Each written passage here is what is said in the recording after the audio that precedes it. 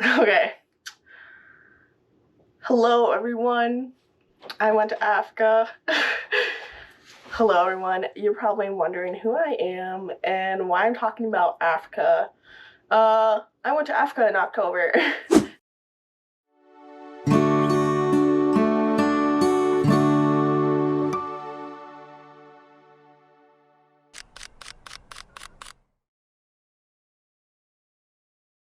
I went to Africa in October. Yes, I know it's January now, but I went to Africa. So, hello, my name is Celia Worshke. I'm your host from Meet Your Neighbor. Welcome to your first episode of this series, Meet Your Neighbor. And I'm glad for you guys to be here because, quite frankly, I think it's something to share about, you know? You guys are probably wondering, why is it January already? Well, SD cards, guys. SD cards. I got new SD cards because my SD cards got corrupted when I went to Africa, and thankfully I got that footage saved onto my computer, so I have that. But I need to do voiceover, which I'm talking to you right now. This is a voiceover. And I had to get new SD cards. So, yay.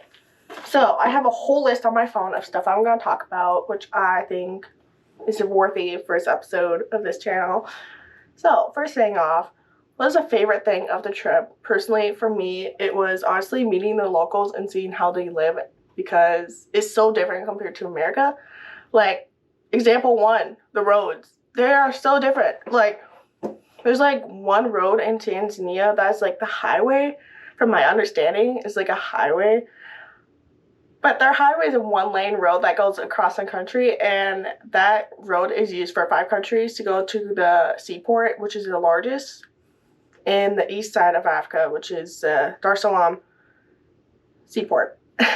So, also the other thing I thought was really interesting is just how, like, the differences. Like, their meat shops are so different. Like, they are tiny. Like, if you look at my room, it's pretty big.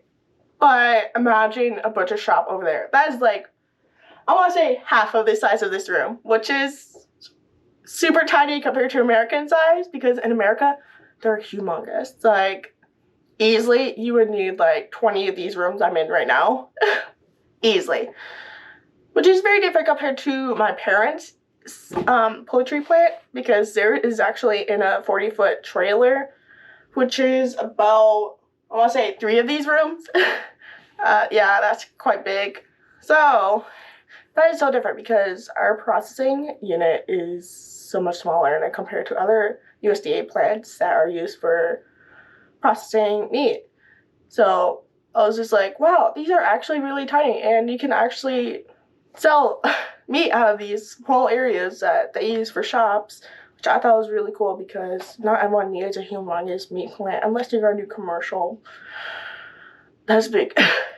So, and then the other thing that I thought was really interesting was, like, how the local interacts with each other, like, talking to the locals of Tanzania, which is really fun experience because you could just see how much they were just having fun talking to me. Like, I was talking to one person for over 2 hours.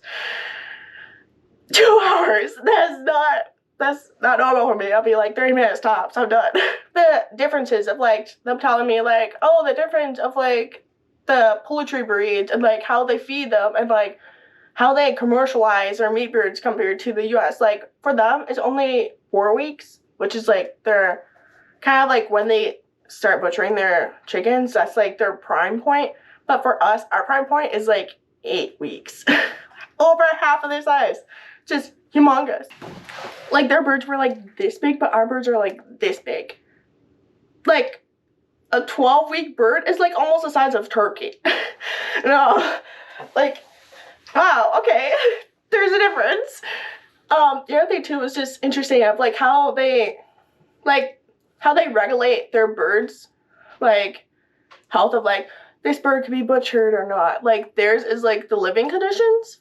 And that is very different compared to the US. Like, we will be testing the water, we be testing their living conditions, we be testing, like, seeing, like, whether they're being fed, and, like, if there are any animal abuse, and then you be checking how the slaughterman kills the bird.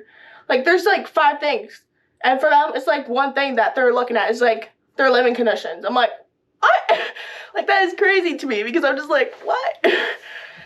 Yeah, so I thought that was really interesting. So I could actually show you here of like how their birds are living condition compared to the US. So I thought that was really cool, just seeing how like their birds live, how the locals treat them. Like, because the footage I'm showing you here right now is actually the footage. So this is a program that they were using for like the youth program to kind of self-sustain of like their living, of like they would raise a bird and then they would process it and then that's how they get their money. And I thought it was really cool because here in the States, you would not see a person under 18 in a plant butchering their own chicken with a knife. Literally, that's against law. You can't give a person under 18 a knife. I thought that was crazy. I'm like, what? You can't give people a knife? But over there, it's very much common. They're like, yeah, give them a knife at like 14 or 13. I don't know. Like, I was like, whoa. So I thought that was really cool. Like, seeing how they process their birds is so much different compared to ours. So I believe how they pick out their birds is literally they pick it from the cages of these enclosures of poultry. And they just have a process and then they're given it. I was like, what? Like, here it's so different. Like, you literally just have a process and you'll pick it out at the store. It was like culture shock, to be honest. Just seeing how people like interact with each other. Like, they were actually happy and like you could actually see their environments. Like, they're grateful for their environments. Like, in the States, it's so gloomy and gray compared to over there. Like, it was so green. I was like, air is so green. I thought that was really cool. Just seeing how people like interact, how the birds are raised, and like it was just a culture shock. Just seeing the differences between Tanzania and America.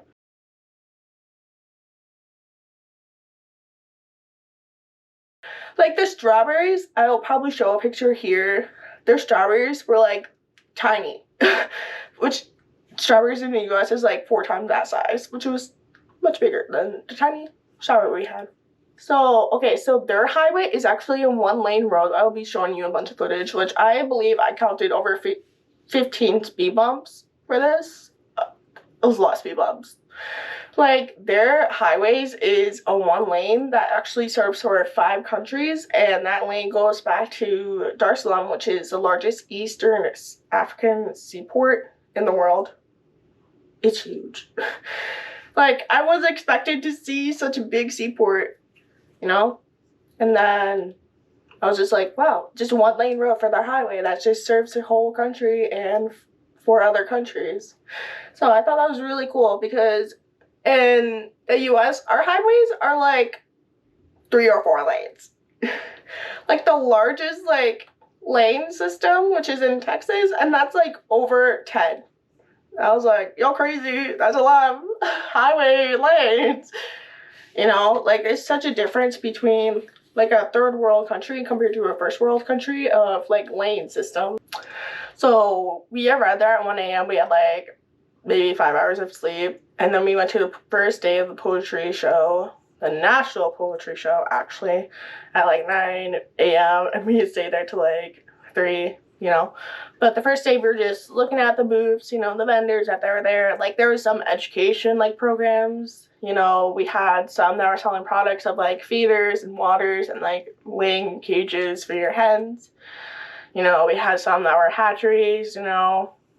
Like they had that, which was really cool. You know, you could talk to them about like what they had, and it was just really interesting. And I'm gonna actually show you a loop of this. You know, we had, it was just so many programs. Like I wasn't expecting that because for their National Poultry Show, which is actually smaller than our state poultry, like state meat, which is MAMP, Minnesota Association of Meat Processors. Okay, I got that. Like for them, it's just like red meat, like cows and pigs and just that. But for this, it was poultry, which I was like, what?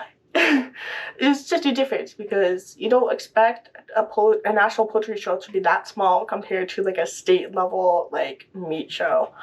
So I thought that was really cool, you know. And I was like, it was just kind of it was a culture shock just seeing all that. Like, what?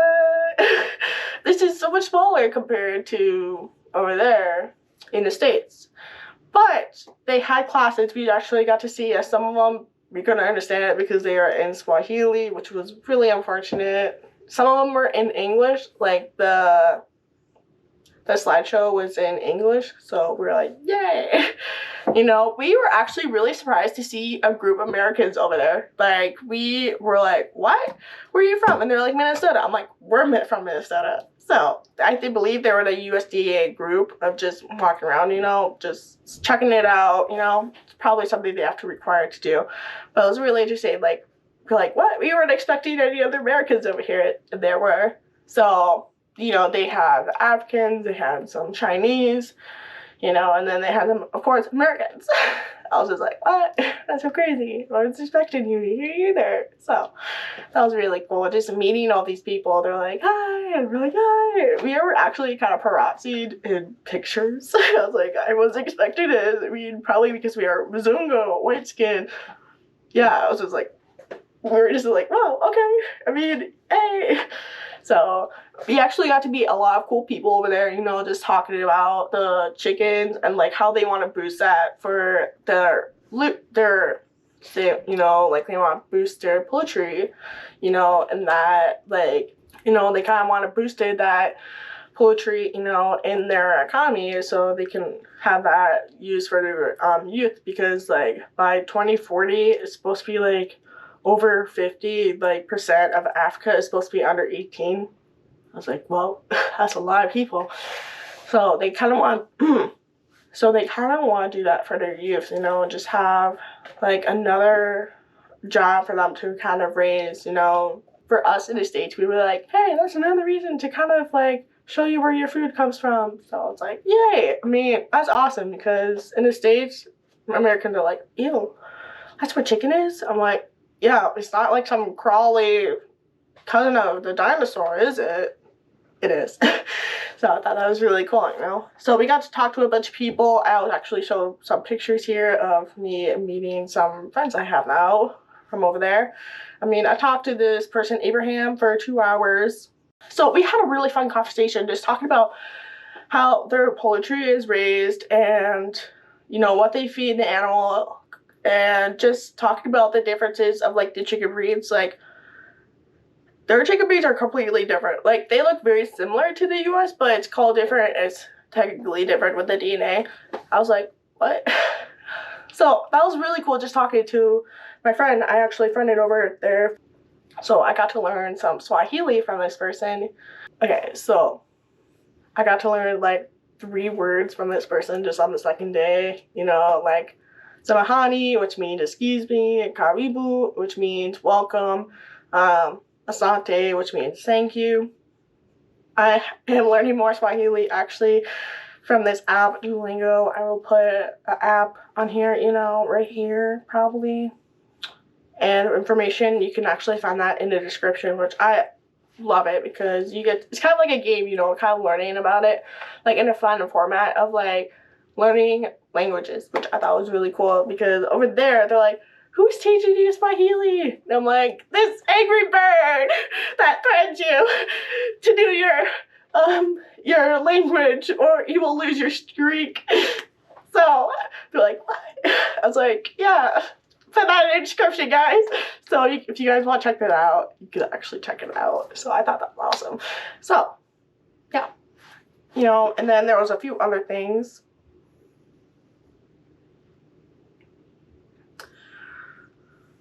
So, a fun fact, 64% of Tanzania population is actually employed in agriculture and fisheries. I was like, whoa, that is a really huge difference, because for us, we kind of are declining in agriculture. Like, the average age for a farmer here in the States is almost in their 60s. That's a difference compared to them. So, like a farmer in the States, our ages for a farmer is average to be almost 60, which I'm like what a difference. Like over there, you find some 14-year-old doing chickens. I'm like, well, you're just doing this by yourself? That's crazy, because for us, we're like, that's, you know, kind of a culture shock, just seeing a 14-year-old be like, we got poultry. You want some poultry? What? Like, in the States, you'll have teenagers like, ew, that's some guts, that's some blood, that's feathers. And I'm like, you're just American, dude. You won't shove your hand into a chicken's butt, gut it, kill it, pluck it, serve it. Yeah. So I was like, okay. Okay, so bless my heart if I say this wrong. SUGECO University Graduate Entrepreneur Cooperative, SUGECO. Okay, so they started in 2011 teaching youth about agriculture businesses and have over 1,000 members across Tanzania. That is a lot. So SUGECO engages in various agribusinesses, entrepreneurial activities such as provision and training in entrepreneurships, business ecosystems, and network development. Yeah, so if I butchered that, forgive me. So their goal is to support and change lives in the youth and communities and graduates.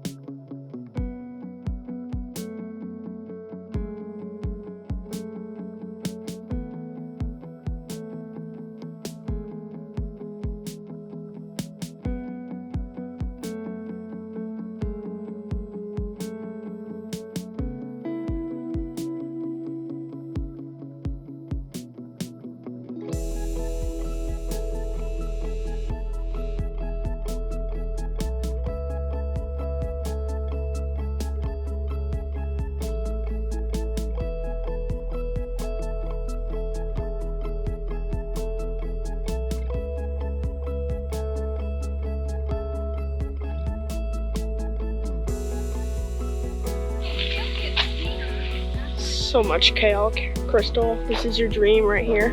This huge farm, you know. Look at this much kale. Just died her worth of kale.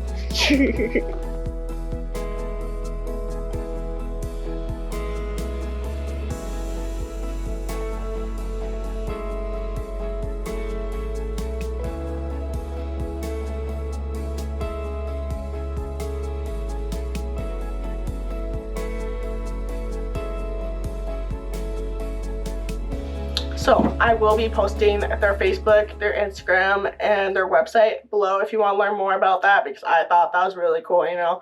Actually, that was one of the reasons why we went to Tanzania, just see the SUGECO and the poultry show. So those are the main two reasons why we went over there, just to see how, you know, our poultry mobile plant could be over there. So I actually have some footage from July, which I will be posting it right here, you know. Just like how the inside of our poultry unit, which we had in Florida, you know. So we have this poultry,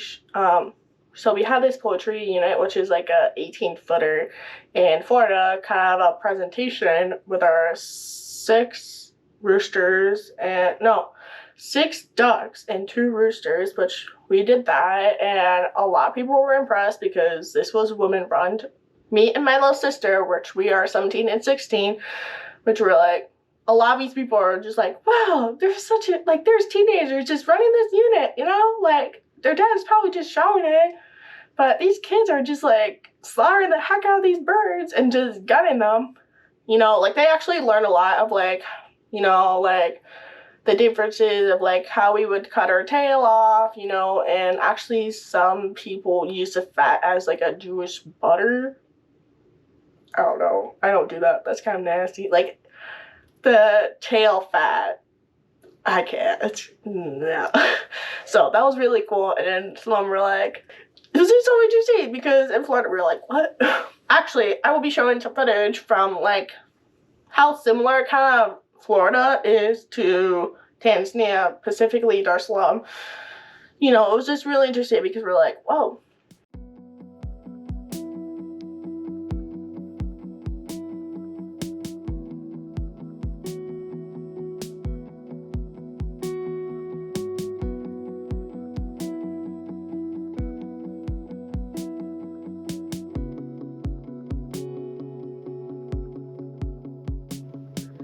So, thank you guys for watching this very long video, I'm assuming. So, thank you for getting to the end, just watching this whole video. I am appreciative for you guys watching this video, and I'll hopefully see you guys in the next episode. I'll see you guys later. Bye.